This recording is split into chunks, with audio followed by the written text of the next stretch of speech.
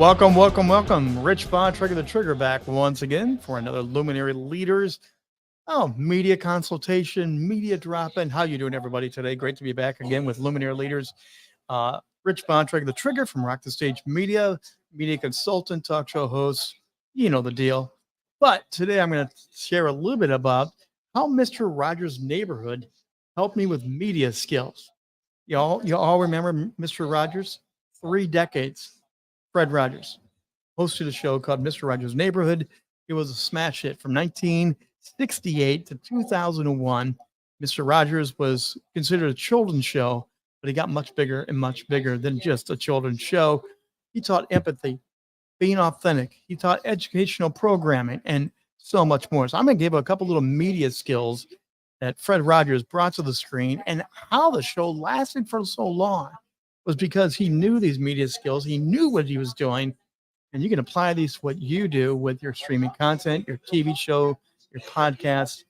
Make sure you learn these skills. The number one thing he did, first of all, he was authentic. Every time Fred Rodgers came in, if you saw the opening of the show, he put on that little jacket, that little sweater vest, he put on his shoes and sat down. But people that knew him commented over and over again that what you saw on camera, that soft and gentle man, was the same guy off camera. He really was genuine. And the genuine nature comes to the camera so easily if you just relax and be yourself. People are all trying to be Hollywood and be splash and be this, but you don't need to do the radio voice. You don't need to be the old TV jock and do all that stuff. Just be yourself and talk specifically directly through the camera, because he was able to address hot topics for kids, for parents. He addressed fears, concerns, curiosity, and he kept that calm, reserved manner, but he always made it feel like it was personal. And the comments that came in from fan mail, from comment, was it felt like he was talking directly to me, and they felt that they were seen and heard. It was a one-way TV, but they're being felt and heard because he was so genuine with what he did. Number 2, I want to talk about empathy. Empathy is something our world needs more than ever right now, and we can give it to them through the media lens. It was remarkable that Mr. Rodgers could talk about big issues, but he understood the emotional challenges of the children. And more importantly, the show went on and on and on to the parents and even to the grandparents, because they kept watching the show with the grandkids. He understood the emotional challenges they were facing. And again, he was able to do this with compassion and care and teach them on many, many levels. Of course, there was the educational content. Number 3 today, as we get into Mr. Rodgers' Neighborhood, there was always something educational. That's why we do podcasts. That's why we do streaming shows. That's why we promote our books. Whatever you're involved with media content, there's an educational component. The biggest thing on YouTube is how-to videos. We are curious people, and we want to learn more and learn more. So he taught all sorts of valuable lessons. He had the ability to convey complex ideas. This is really huge here. He took complex ideas that are tough for people to understand, and he didn't dummy them down. He didn't make it sound like he was talking to a 2-year-old. Very often he was, but he didn't make it sound like he was talking to a 2-year-old. Fred Rodgers did. He took the complex ideas and made it so you could manage it and understand it. He took big, highbrow words, and he would explain it in street language, average person language. He would animate it. He would cartoon it. He would talk to the puppets about that word and about that experience. This is huge media tip. This is something I coach, I teach, I work with people. As you're teaching education, you want to do it in a way that people will receive it. The average person in America is at about a 7th, 8th grade reading level. Comprehension right now is dropping in our schools and educational system. Many, many reasons for that, but people want to learn. So how can you take what you're delivering, what you're doing, and break it down in a way that they can understand it with their eyes, their ears, their senses? You may have to bring a visual in. You may have to do something to make them really understand what's something big. And it's important they learn the big words, the big ideas, but do it in a way that they can receive it. Fred was a master, and Mr. Rodgers' Neighborhood doing that. The other thing he did, well, in all of this, he added music and creativity. Now, this was something I did not know, and I did not watch the show growing up. I just wasn't Mr. Rogers' neighborhood. I became a fan in my adult years learning about what he did with media. And he really did put on a master's class. If you watch his shows, you'll pick up on what he did. The music and creativity was a big part of it. He used music and the creative elements, like the puppets, to engage and educate. And I did not know Mr. Rogers did the voice of a bunch of the puppets.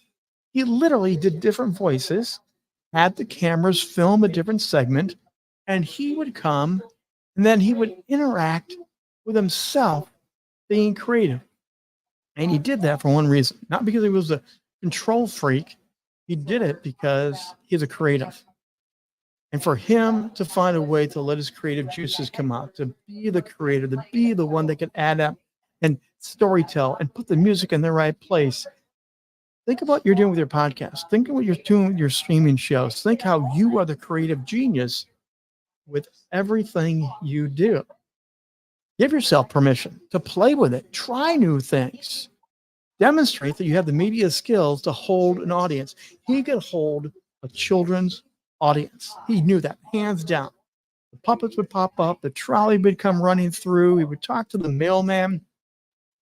But he could hold the adult interests just as well. Partly because he was talking to both at the same time, but not making it seem like it. Partly because it made it entertaining and fun. And even the parents said, I want to see what Mr. Rogers is doing today. It was good for them. How can you do this in a creative way that pulls audiences to you while they're learning? Learning almost by accident while they're being entertained. The fifth and final thing I want to bring up here today about Mr. Rogers' neighborhood was it was consistent. All the way from when he did walk in that door to when he exited that door. Think about the opening scene. Fred Rodgers would come walking in, usually singing a song. He'd go over to the coat rack. He would get the jacket and he would slide the jacket on and stand there for a moment and make sure it fit right. And every day he'd walk down to the bench and his friendly sneakers are sitting right there. And he would pop one on, pop one off, and slide on the other one. And then he would look at the camera and say, good to see you today. Welcome back. He broke the glass. The third wall is breaking the glass. Every day he made it feel like you were in the room right there as he got started for a new adventure. And every day at the end, he reversed that. He got back and he would summarize what his thoughts for the day, what his memories for the day. And he would untie the shoes and he would talk directly like you, like you're right there taking off your shoes with him, which many kids did, by the way. They put their shoes on to join him and they'd pick their shoes off. He made it so engaging, but he was consistent every day. You could count on Mr. Rogers. And think about that for a second. Children were looking for someone to trust. All children are looking for someone to trust. Consistency is a huge trust factor. As adults, we're looking for people still to trust. We're looking for colleagues. We're looking for coaches. We're looking for experts. We're looking for businesses that we can work with. One of the biggest things people are looking for, are you consistent? As you create your streaming TV shows, as you produce media content, one of the best things you could do is take a note from Mr. Rogers' playbook. Be consistent. Show up every day as the best version of you. If you have a show introduction, what we do for the Rock the Stage show, we have a great rock and killer theme. We use that every week. We wrap up every way the same time. We share our social media and our promotion the same way. Now it looks different. We change it up and style it up. But consistency, as much as people want to be creative, they want to know who you are, what you're doing, and it's the same you, being you, showing up. Fred Rodgers was a media giant.